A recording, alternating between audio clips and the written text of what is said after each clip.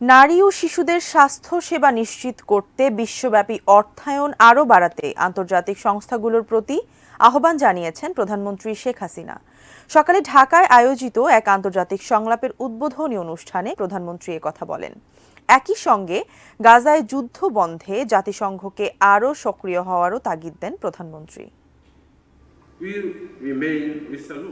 শিক্ষা, নারী ক্ষমতায়ন, নারী ও শিশুদের স্বাস্থ্যসেবা সহ নানা ইস্যুতে জাতিসংঘ জনসংখ্যা তহবিলের আন্তর্জাতিক সংলাপের platform international conference on population and development ICPD এর প্রতিষ্ঠার ৩০ বছর উপলক্ষে ঢাকায় দুদিনের এই আন্তর্জাতিক সংলাপের যৌথ আয়োজক বাংলাদেশ, বুলগেরিয়া ও জাপান সরকার, যাতে অংশ নিয়েছেন ৪৮টি দেশের প্রায় ২০০ প্রতিনিধি।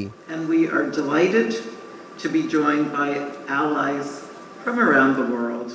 রাজধানীর হোটেল ইন্টারকন্টিনেন্টালে আয়োজিত এই সংলাপের উদ্বোধনী অনুষ্ঠানে যোগ দিয়ে প্রধানমন্ত্রী শেখ হাসিনা বলেন, জনসংখ্যাকে সম্পদে রূপান্তর করতেই কাজ করছে বর্তমান সরকার। সে লক্ষ্যেই গুরুত্ব দেওয়া হয়েছে কর্মমুখী শিক্ষায়। জনসংখ্যা নীতি 2012 যুগোপযোগী করার সিদ্ধান্ত নিয়েছি।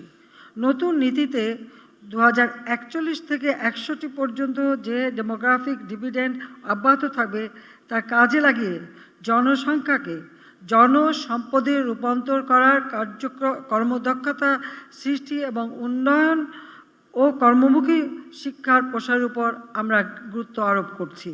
শেখ হাসিনা বলেন, বর্তমান সরকারের উদ্যোগে দেশে বাল্যবিবাহ কমেছে শিশু মৃত্যু। তবে একসময় বিএনপি দেশের মানুষের প্রাথমিক স্বাস্থ্যসেবার সুযোগটিও বন্ধ করে দিয়েছিল। বিএনপি জামাত জোট তারা আমার কমিউনিটি ক্লিনিক সব বন্ধ করে দেয়। আমাদের দেশের মানুষ যে প্রাথমিক স্বাস্থ্য সেবাটা পাবে সে সুযোগটা বন্ধ হয়ে যায়। এর ফলে আমাদের জনসংখ্যা উন্নয়ন ও সুষ্ঠু ব্যবস্থাপনায় একটা স্থবিরতা নেমে আসে। বিশ্বজুড়ে নারী ও শিশুদের স্বাস্থ্যসেবা নিশ্চিত করতে এখাতে অর্থায়ন বাড়ানোর তাগিদ দেন শেখ হাসিনা।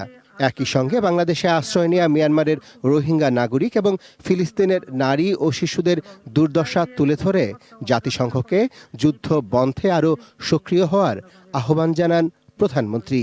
বিপুল সংখ্যক নারী ও শিশু ফিলিস্তিনে আজ প্রয়োজনীয় চিকিৎসা ও স্বাস্থ্য সেবা থেকে বঞ্চিত।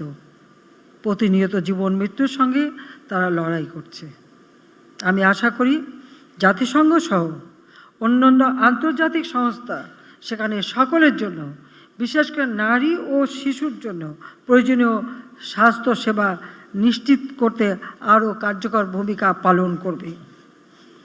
আমরা যুদ্ধ চাই না, শান্তি চাই। কাজে এই সমস্ত সংঘাত বন্ধ হোক, সেটাই আমরা কামনা করি।